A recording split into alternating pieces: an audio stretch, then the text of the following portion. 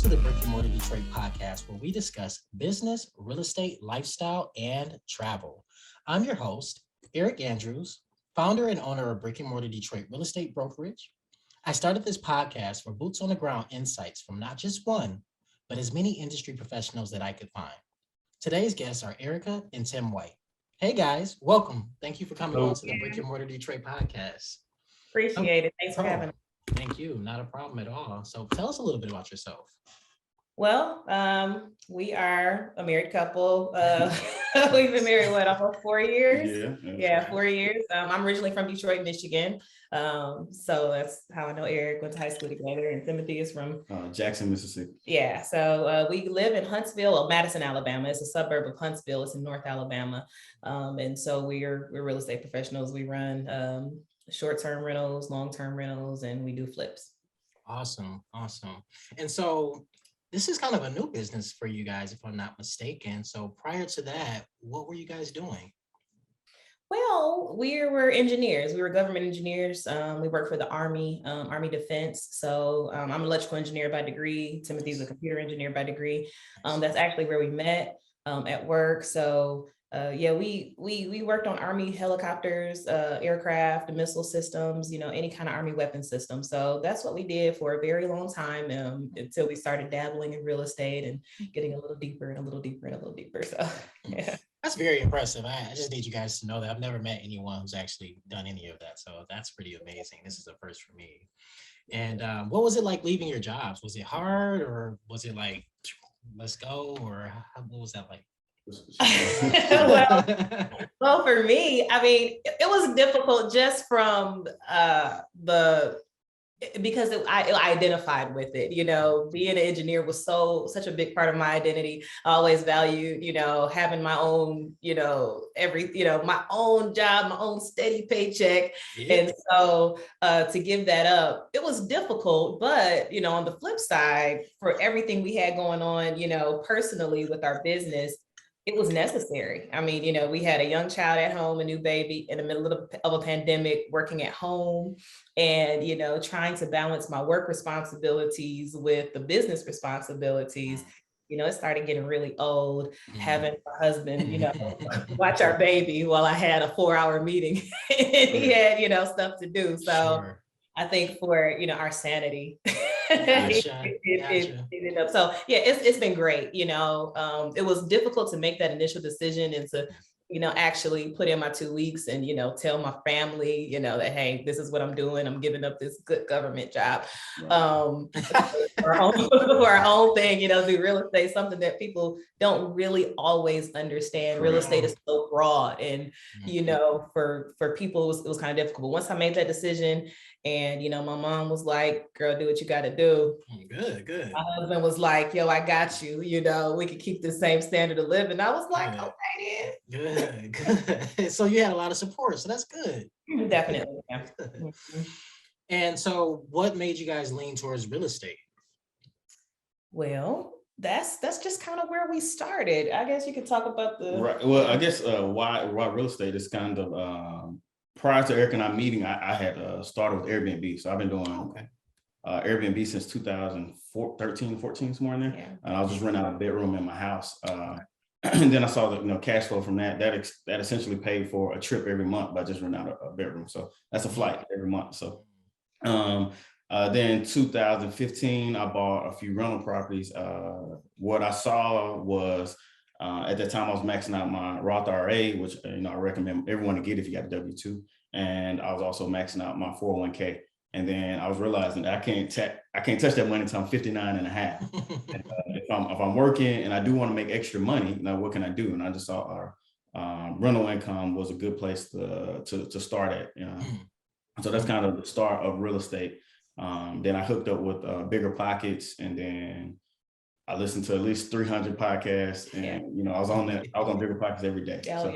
I was too when I first got started too. It was just like, and podcasting was still kind of new too. So I was just like, what is this? Back then it was new, and I didn't really get involved until, I met Timothy, and like he said, he was doing Airbnb, and I heard of it, but I hadn't had any experience with it. And so, he, was doing so well renting out his room. He had people, but not enough space. And so, he recommended to me, he said, hey, here's somebody, I think it might be good. You can make some money. And so I had, 3 bedrooms, in my house. And I said, why not? I'll try it, and you could come kick them out. If, Right, exactly. Yeah. So I tried it, and I mean, it was perfect. I mean, I never stopped, from then I kept going, and, Gotcha. Now, have you guys noticed a change in Airbnb since like then to now that they've gone corporate? You said Airbnb going corporate? Is that what you're saying? Now that they've had an IPO and a little bit more of a corporate. I mean, from maybe, and it just goes back to like kind of expectation of your guest a little bit, but not really. I've been running the same model since I started. we run the same model, so we haven't seen a whole lot of changes. We've been following the changes, throughout the country, and the different types of licensing and taxes and things like that, and but we haven't experienced a lot of changes for us. Right. So the ideal client in Huntsville they're not coming here for tourism, so that's the big thing. That's the big difference. Oh, gotcha. People are coming for work. Right. Exactly. People are in Huntsville to work. Yeah. So. I need to come to that market and deal with some more normal people. Okay, so would you say that leaving your job has been worth it? And if so, why and how? Absolutely. I mean, 100% necessary, the balance and the that comes with not having to split, your time and your passion between, I mean, it was just difficult trying to, okay, let me do a little bit of this and, a little bit of that. You're only giving half of yourself. So for me, excellent. I can focus on being a mom when my baby is not in daycare, and we can focus on the business when she is. So it helps us communicate better, and I know it's necessary for Tim else for him to leave the job.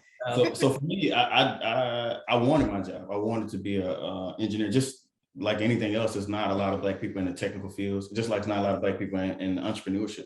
However, I wanted to move up, but I didn't get a promotion. Like nobody got the promotion, honestly. But I took it personally. And then and the next day, my partner offered me an opportunity that I couldn't say no to. And that was February 28th of 2020. So we know what happened right after that. Yeah. So we got home, and then I saw this. It was like, this is my opportunity. So I went full speed ahead. Yeah. And I just worked until I couldn't do my job no more. My job literally got in the way. Yeah, no, I know exactly what you mean. It's I actually had a similar experience where I just kept getting passed over for promotions, and at that point I was like, they're the longest person with the most seniority, and they kept bringing in new people, and I'm like, I can do this for myself. After I started doing the math and what I was making them versus what I was actually making, I was like, a no-brainer for sure. And so what's your day-to-day like? Well, for me, I get up at 4 a.m. most mornings, go to the gym, come home, and I go into mom mode, getting my baby ready, getting ready for school, fed, and then I go into my day. I have to look and prioritize, what are our priorities for the week? What houses are we trying to get out? What kind of check-ins, check-outs do we have? Make sure that all of our team members and all the people working, with us and for us, know what they need to do. And sometimes I hit the field, sometimes I stay in the house, and every day we have a meetup so that we can actually keep business contained into 1 hour.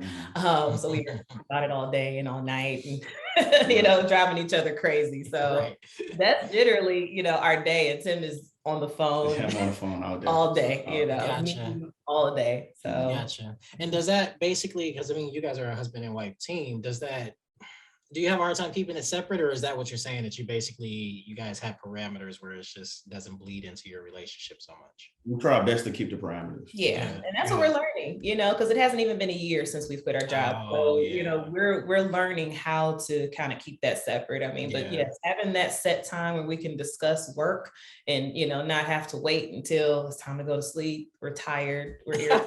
I'm asking questions. We missed something that each other said, so it definitely, it's been an adjustment, but I like it. I kind of rather argue with you sometimes than Right. my old coworkers. So, Yeah. I mean, it's like, Yeah. It comes with the territory. You know, you can't really get around it, but as long as you approach it correctly and just find a way to continue. But for me, I'm still getting used to it. I've been an entrepreneur now for like 5 years, you know, as far as having no job. And I still have moments where I'm just getting used to not having a job. So it takes a while. I think we've just been programmed and conditioned to have a job. And, you know, that was our day to day. And so I find as an entrepreneur, I spend a lot more time working than I do when I had a job. So, you know, I think that's the trade-off a lot of people have no idea about is, you No time off. yeah. all the time, all the time. And so what do you guys like about doing short-term rentals? Well, we like that it's not as hard on the house. The houses are usually better maintained, when you have guests coming for a few weeks to, a few months at a time versus a long-term rental, I guess, so I think that's probably the best thing. When we were renting out bedrooms in our houses, I think what I liked was I got to meet some really interesting people. I mean, when it was good, because of course you always get They're still interesting. yeah, but I definitely got to meet, people from all over the world, who would invite us to their house. And if you're ever in this country, come visit me. And so I did enjoy that, but it got old, real quick. Yes. Yeah, we don't invite people in our houses, anymore. But of course we still do our short-term rentals. But yeah, I think mainly just, it can be very lucrative, especially, for the shorter stays, and the houses are maintained. Right. Property preservation is one of the big things that we try to push. Oh, of course. We're making a decision on acquisition, what we're going to do with the houses. So between flipping long-term rental or a short-term rental, which, you get the good cash flow. Of course, people like doing that. We don't do the short nightly stays, like 1 to 2 day stays. We don't do anything like that. But the main thing, if I look at a house I bought in 2015 that I made into a rental versus a house the same time frame as Airbnb, it's 9 day differences on it. Very good. So you always have a clear idea of what investment each property is going to be and what you're doing with it for the most part. Generally. I mean, there are outliers, where we might have an idea that we're going to do a short-term rental and we realize this is probably not best for this house. So so we've had to pivot, but growing pains and stuff. Welcome. Okay. So what don't you like about short-term rentals? You kind of touched on it, but is there anything that you don't like about the short-term rentals? Expectation management of the guests. I think for hotels, you have the Four Seasons, you might have a Waldorf Astoria, but you also have like the Best Western, so that's the hard part about short-term rentals, and just not knowing the expectations of the people that you have, and like there's no front desk here. Like, we got a place for you. Here's some things, but you can't call me all the time and expect this. Is that what I'm hearing? Yeah, I mean, part of it for sure. I mean, there have been times where some people really want you to, they want to see a person, and, they want you to come over and show them how to work the TV or something. And, and other people are like, leave me alone, Don't bother me. Yeah. Yeah. So that part can be, I don't even know, frustrating, just kind of the unknown. So for me, that's probably what I don't like. Gotcha. No, I mean, totally makes sense. And it's just very hard. Everybody's different. Yeah. And so oftentimes where I struggle with my short-term rentals is you just don't know what to expect. And everybody seems okay until that day they come and they start interacting with you and this is that and the other. And it's like some people you can kind of tell they might be a little weird, but you don't know until they really get into that space and start getting comfortable, or like you said, needing someone to hold their hand the whole time. It's not that type of situation. It's not. Yeah. So that kind of, those kind of experiences are difficult, but Gotcha. Well, you may have a similar answer, but I like to kind of make sure I ask these questions, even though they're very close. What do you like about long-term rentals? Well, I can answer that one. But generally, what I like about long-term rentals is you're going to get decent cash flow if you buy right. So you might make if you do your own property if you factor in property management, which usually like 10%, you should make $200 a door or something like that. We do all our stuff in house, so we're gonna make a little bit more return on that. But the best thing is the wealth building. And And then you got a lot of ways, just like Airbnb, you got a lot of things you can write off because you can update the house and various things like that. Especially if you have an active business like flipping, you need something to help you with your taxes. Yes. But that cash flow and wealth accumulation is the best thing. But you get a lot of that with short-term rentals as well, because we own our Airbnbs. Very good. That's the difference right there. Owning them and then taking that cash flow and doing whatever you like with it. I really like that motto. And so, okay, what don't you like about long-term rentals? For me, people treat your long-term rental as their house. Yeah. Rightfully so. Yeah. They have possession rights, but they treat it as their house. So, we had a situation, a guy stayed in the house for 4 years. He painted the house. His dogs messed up the house, but he wanted his security deposit back. And, he told me essentially that after 4 years, you should be repainting the house and putting the floor in it. And I was like, I have other properties that the Airbnbs that live the same amount of time that are still great. Right. He gonna talk you into why it's okay. Like, no. Yeah. So he painted the whole house, purple, and that, and want me to give him a security deposit. Yeah. So I mean, we of course, we want people to enjoy the house and make it their home, but sometimes when it comes time for them to leave, it could be. And sometimes it's like, I can't wait for you to leave. Yeah. I couldn't wait. Okay, so what do you guys like about flipping? Flipping is a job. It's a job like anything else. It's very transactional. Right now, the market is high. It's in seller's market. So if you find something, you can always sell it. But you have to realize that this is cyclical. So it's a job, and a lot of people are making money because of inflation or what other people say is appreciation. But you still have to make good choices on what you're putting out. And we run effectively like production flipping. Right. So we do flipping in volume. So we want to make sure we get a good product.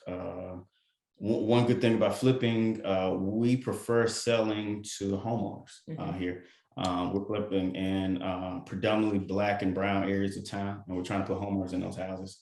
But just like everyone else, like you talking about, when we first started, you're competing with hedge funds. You're competing with a spreadsheet calculation. So when we're flipping, we want those FHA buyers to get in the house, but those FHA buyers, they might have to drop their appraisal or put a cushion to their appraisal to compete, because the hedge funds are all cash, no inspections, and they closing within a week sometimes. And so you're competing with that. And so flipping is definitely lucrative in the current market we're in. But I do remember in Huntsville, which Huntsville did not get hit that much by 2008, 2010 on the Great Recession. Houses were not moving. We see the drop in price, but it was not a lot of real estate. Really? Yeah. Huntsville is, if you think about stocks, the stocks that don't change that much, but maybe not appreciate, is defensive stocks. So, Lockheed Martin or whatever. In times you're going recessionary times, those stocks do well. It's the same things for utility companies and all those type of stocks. So think of Huntsville as that type of market, but in the last 2 years, you get appreciation. Right. So good, strong, steady economy. Historically only had one type of economy, one type of job sector. And it was one, essentially they had one finishing move. It was just one thing, but it was great. But now it's other things that are moving into the town and making Huntsville kind of explode. But overall, it's still a flipped house, a 3-2 house, Northwest Huntsville, 35810. That's in Northwest Huntsville, maybe $200K. In most places, that's low. However, in 2017, I was saying no to houses at $40,000 out there in that same area. Right. That's quite a bit. 18, 19, I was saying no to those same houses. That's a lot. That's crazy. It's crazy how fast it happened. Yeah. And it's just like, you have to be a little careful because there's a lot of fluff in the market. Right, it's a lot of fluff. The only thing that's significantly outside of hedge funds is the rents. The rents are bananas right now. The house I bought in 2015, I was pushing the rents. Let's go through the whole numbers. I bought the house at $30,000. Put $1,000 into it for painting, and I was renting for $650, which was great at that time. As far as the rent numbers, that was high. Those same houses rent for $1,200. Now, is that like a market average as far as $1,200, or are we even talking higher than that on average? That is probably the bottom of the market for a livable 3-1 right now. These are 3-1s. So 3-1s, down here we don't have basement. Gotcha. See, I didn't know any of this. This is why I like talking to people all over. Oh yeah. Now, is there anything you guys don't like about flipping? It's transactional. Yeah. So the same reason we like it, the same reason we don't like it. So Gotcha. you're making the money on top, but if you're not, if you don't kill anything, you don't eat, right? Yeah. Versus you can essentially on long-term rentals, you put the meat in the freezer and you picking off a little bit. Yeah. Short-term rentals is like putting it in the fridge, but the thing doesn't spoil. Right. Got to make sure it doesn't spoil. Make sure it don't spoil. Exactly. Okay. And so what is it like balancing a business like this and balancing your new family? It's great now when you don't have a job, you know, you don't have another career to compete with, you know. Gotcha. But yeah, it's really nice if you put the thought into trying your best to keep business and family time separated. Right. You know, if you make time for that, you know, if you have hours for family time, if you have things that you do every day, you know, I really appreciate being able to take a vacation in the middle of the week, you know, like, oh, we'll run up to, you know, such and such on a Tuesday and don't have to worry about leave. Yeah. But on the flip side, you know, we might be working on Sunday or Saturday or something, you know, we all the time. Yeah, you know, we'll have to take phone calls when we don't want to, you know, Sure. sometimes. So it's just a new world, you know, for us. And but I think we've been, you know, doing good learning how to Sure. balance it, you know, but just doing all of it in the pandemic. I mean, there's so many other factors, you know, that do it, you know, but ultimately it works for us. Yeah. Well, I'm sorry, go ahead.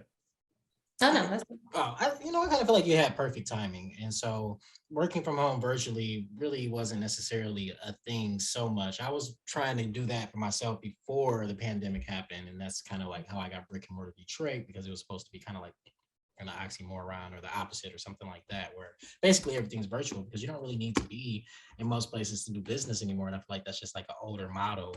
And so I could definitely see why that's working for you. It's not like you're like faxing papers and like pretty much everything's digital. Like, what is the point of our whole flipping operation is virtual? Yeah. Like, I mean, come on. Our team. My whole team is most of the people that work for our business, they've never been to Huntsville. Yeah, exactly. Yeah, I work with people I've never even met sometimes, you know, and it's just great. They could be anywhere in the world, you know, and it's just like you just got to kind of open your mind to that, and you can easily be successful as soon as you start to kind of understand the changes. And I think a lot of people don't want to go back to the office. Some people do, but a lot of people aren't really like. I mean, where we came from, we didn't have the option to work from home. Like, you know, we worked there for 11 years and that was just absolutely not an option. You know, we had our 9 to 5, whatever, and then that was it. So it really was a whole new world. And like you said, it was perfect timing for us, you know, for us to just have that time and space to see what was possible, you know, to kind of collaborate, what kind of tools we needed to use, and you know, so it's good. Okay. So any thoughts or words of advice to people who might be considering like leaving their job to go out and do their entrepreneurship or whatever they plan to do? Well, you know, it depends on what you actually are planning to do. Yeah, that's a good start. You know what I'm planning to do, but from my standpoint, it's just don't quit your W-2 until your side hustle.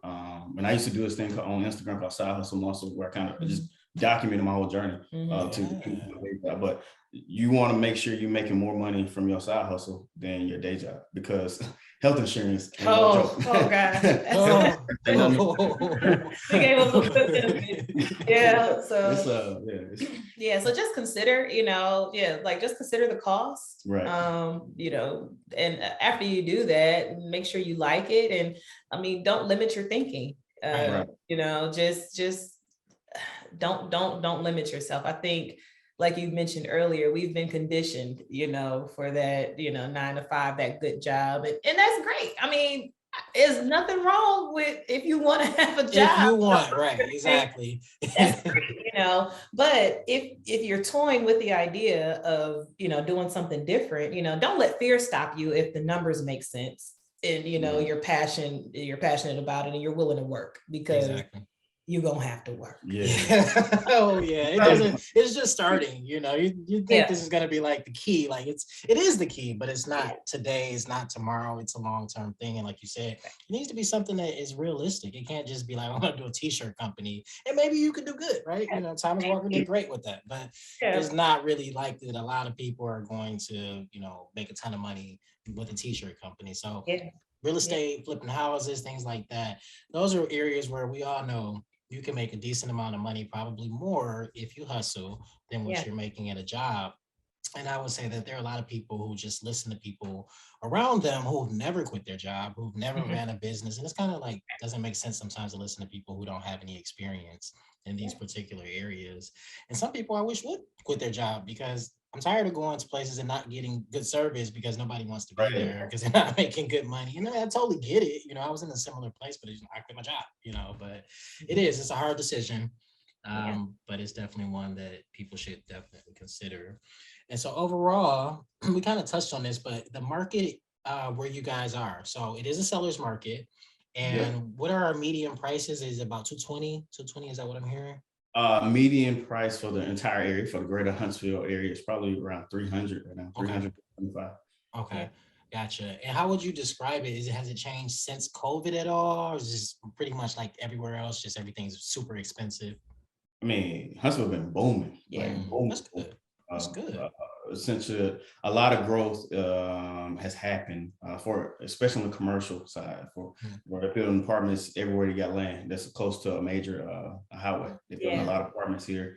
One thing from a strategic standpoint for Huntsville, they were not able to retain talent here. So essentially, Eric and I, before we got married, or before we started dating, we were thinking about moving to other places because there's not a lot of entertainment. Nothing to do. However, that changed since 2019 to now. Oh man, it's a substantial amount of growth. Yeah, when we first got here, I mean, it was nothing to do. People came and they would leave immediately. I mean, so many of our friends would move here and, you know, work, and money was great. You know, always had a job, but everybody would leave to go, you know, to DC or, you know, go to Atlanta or any kind of surrounding, you know, town, but they did not want to stay here. But just in the past, 3 years, I mean, we've gotten everything. I mean, we have a Whole Foods, which was just completely Whole Foods, Trader Joe's. Yeah, Trader Joe's. Yeah, we have golf now, you know, all the things that would attract young, you know, professionals. But we've also just grown with businesses like Blue Origin is here now. I mean, it's right down the street from our house. And, you know, you have these major companies moving, you know, either their headquarters here or, you know, and some kind of satellite office. A lot of the FBI, they've moved down here, you know, so those three-letter organizations for the government, like FBI is building effectively their second headquarters here.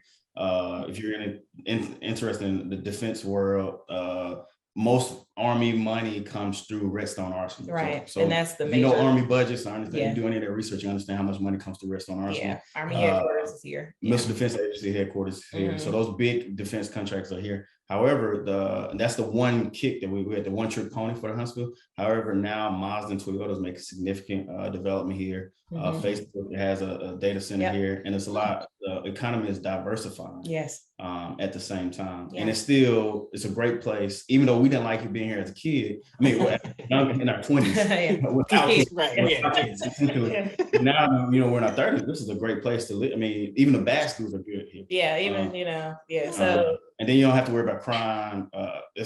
Stuff happens, you know, stuff happens. Sure. Yeah. It ain't like Jackson or Detroit. Yeah, exactly. It's not like it. And so overall, the market is good. It's a great place to live if you want to. And now they gave us opportunities. The city, all at once, they're building multiple places for us to do entertainment. So we have mid-city going on. Downtown is really nice. It's really nice. And Huntsville is it's kind of diverse. For you think Alabama, but Huntsville is really not like that. It's not. It's like there's North Alabama and then there's the rest of the state. Yeah, so this is kind of like one DC, of the diverse. There we go. I like that. I like that. It's various things that are affecting the market. So there's a lot of people moving in here. So essentially, if you want a job in Huntsville and you can go find one. If you're not working up here, you don't want to. You got to pass to go do whatever you're trying to do.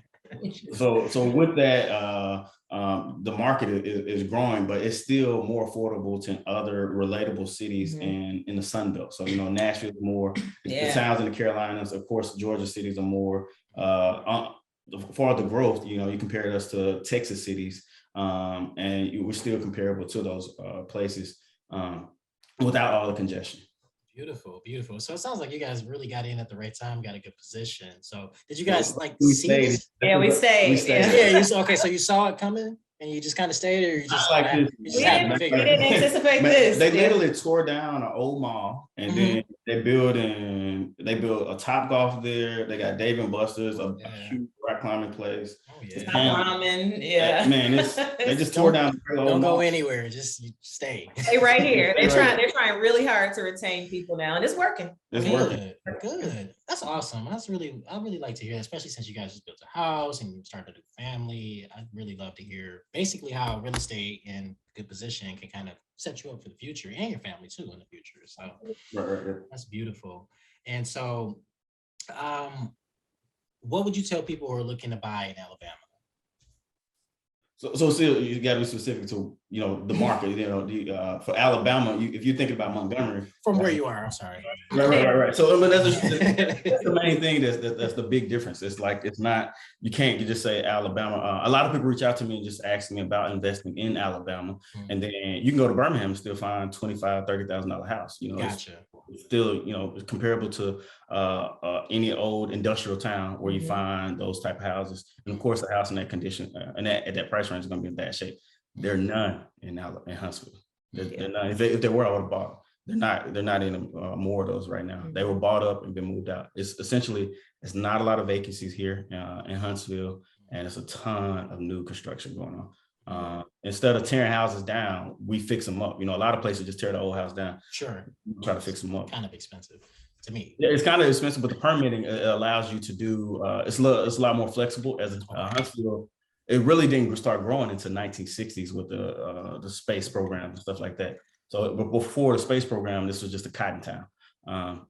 So a lot of they've changed the the old mills where they had the cotton gins, all that stuff, like Low Mill. Arts and crafts. It's in the middle of the hood. It's the largest privately owned arts and crafts place. I can't think of the name, but in the country, in North America. Right. So it's in the hood, and everybody. It's a melting pot out there. Yeah. But if you're looking to buy a house, I mean, just be prepared to spend some money right now. I mean, and that's relative to it's kind of where exactly. It's gonna be really hard to get it, just like anywhere else. A desirable house will want to be, but you got to pay to stay, especially if you live in Madison, in this area. That's really good information, because again, easily somebody could say, "Oh, Alabama," heard this Alabama and just really made a bad decision based on it. So I'm glad that you clarified that. And so it sounds like as an investor, and I guess it really depends on, your cash flow and your situation. But overall, does it sound like investing in your area, Alabama, is a good idea right now? Or maybe it should kind of wait until the market pulls back, or it's kind of hard to say? I don't think the market's going to pull back here. So still, and for affordability, Huntsville is still relatively cheap compared to other larger cities, especially in the South. I'm saying larger cities in the South because you got a lot of coastal people moving to the Sun Belt, Pine Belt kind of areas. So it's still affordable to live here, but you can't find too much. It's if you can find something, yes, it's a great idea. It's great because the demand is so high, still. So that's why, we don't really think the market is going to change too much, because there's still so many people moving here, staying in our Airbnbs while their house is being built, who are looking for, to buy a house right now. And the new construction, just like most other places, new construction is selling. They're pre-selling all this stuff. They're pre-selling with a fixed contract, and then if they run into some cost, inflation or whatever kind of cost, they let the buyers know, and if the buyers don't want it, they just kick them out the contract. I mean, they give them they return their money to them, but house is gonna sell regardless. Yeah, somebody else take it. Don't worry. And they're gonna pay more. Gotcha. If you can find something and it makes sense for you financially, buy it. Go ahead and buy it. Right, exactly. Rents have went up, as I said, I was stating. So as the market goes up, a lot of times the market might dip, but the rents are going to hold that up. So, if you stay true to, the 1% rule, which is very hard. So 1%, $100,000 house, you want to rent it for $1,000. Sure. That doesn't exist anymore. But if you at 8%, kind of price to rent, that should be sustainable here because the rent is going up here. Or if you're okay with doing it, do a furnished rental model on it. Awesome. That's very informative. I really appreciate that. Gotcha. So, all right. I know you guys don't have much time left because you're busy business owners and everything like that. So we'll go ahead and move on. So what is your craziest or most embarrassing story? What do you guys got? Well, so I'll start off. So, the pandemic started in February, March. I started aggressively buying houses, and we really haven't taken a break since then. And so right now we buy on average 10 houses per month, which is very difficult to do because you're not looking on MLS and finding those houses. So we have direct to sell. We do a lot of marketing, and we rehab all these houses, pulling permits.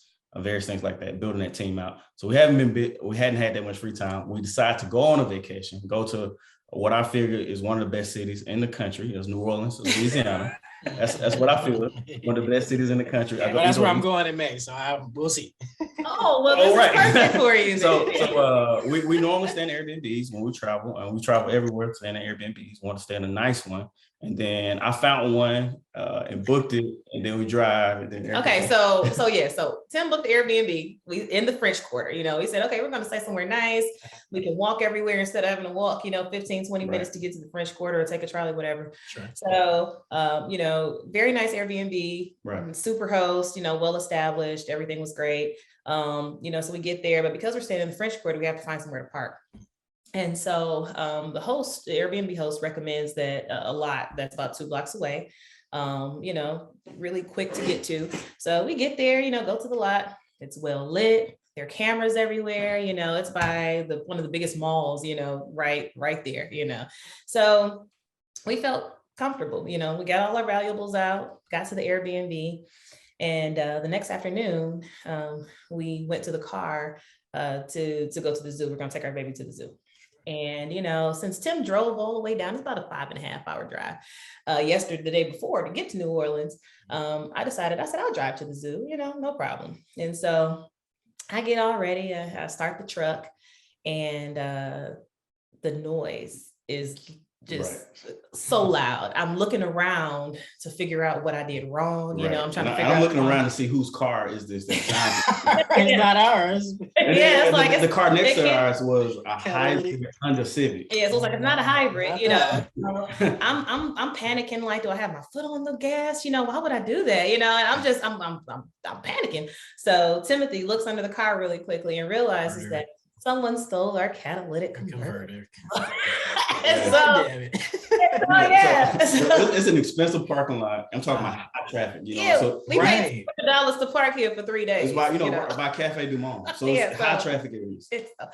Cameras everywhere. Okay, all right. So look, so we're thinking. We said, okay, we can go ahead and we'll get it fixed. No, we got a few more days left. It's a new truck. We got insurance. No problem. Yeah, perfect. So after calling all the dealers within 100-mile radius, no one has that part. It's a nationwide shortage, and they let us know that it would be 3 to 5 months before we could get our vehicle fixed. Nice. Yeah. So now, we had to find someone to either tow the truck, closer to home because we didn't want to leave it in New Orleans. No. So it was too big to tow. Right.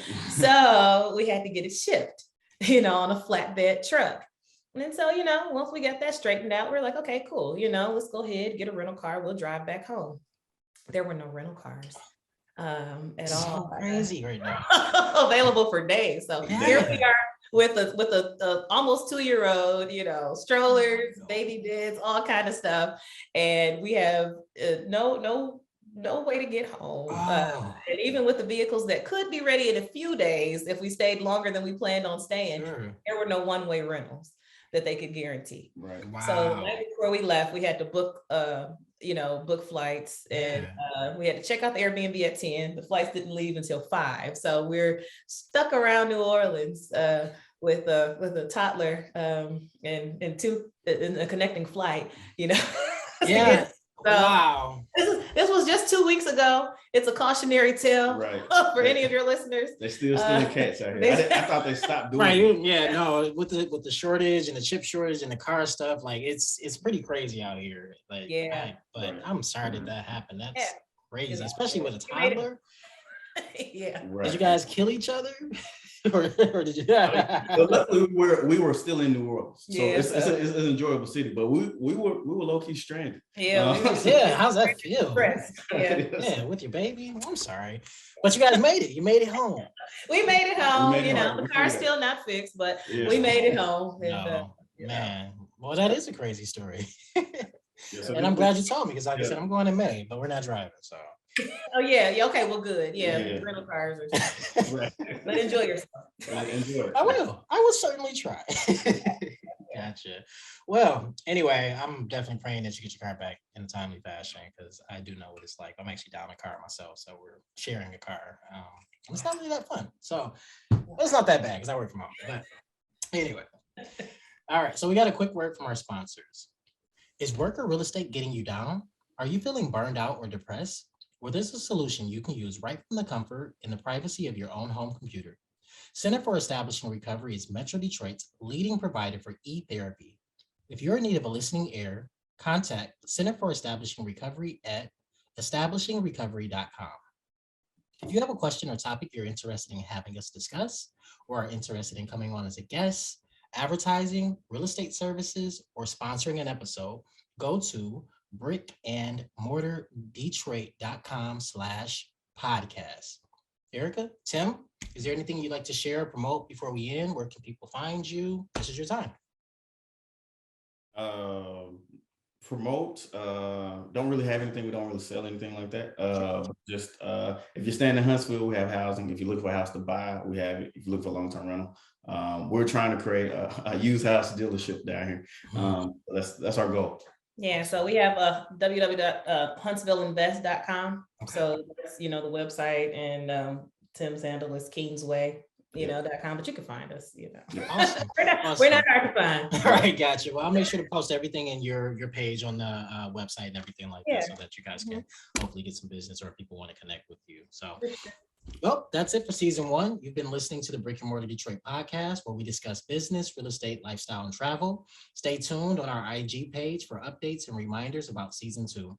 Thank you to all our many listeners and supporters. I'm your host, Eric Andrews, founder and owner of Brick and Mortar Detroit Real Estate Brokerage. I started this podcast for boots on the ground insights from not just one, but as many industry professionals that I could find. As always, don't just dream, build your dream. Follow us on Instagram at Brick and Mortar DET. For everything else, brickandmortardetroit.com/podcast. Brick and Mortar Detroit podcasts and newsletters reflect the opinions of only the authors who are associated guests of podcasts and do not reflect the views of Brick and Mortar Detroit LLC or any of its subsidiaries or affiliates. They are for informational purposes only and are not a recommendation of an investment strategy or to buy or sell any home, security, or asset in any market. They are also not research reports and are not intended to serve as the basis for any investment decision. Any third-party information provided therein does not reflect the views of Brick and Mortar Detroit LLC or any of their subsidiaries or affiliates. All investments involve risk, including the loss of money, principal, and past market performance does not guarantee future results. We always recommend you enlist a professional entity for any investment decision you may be considering.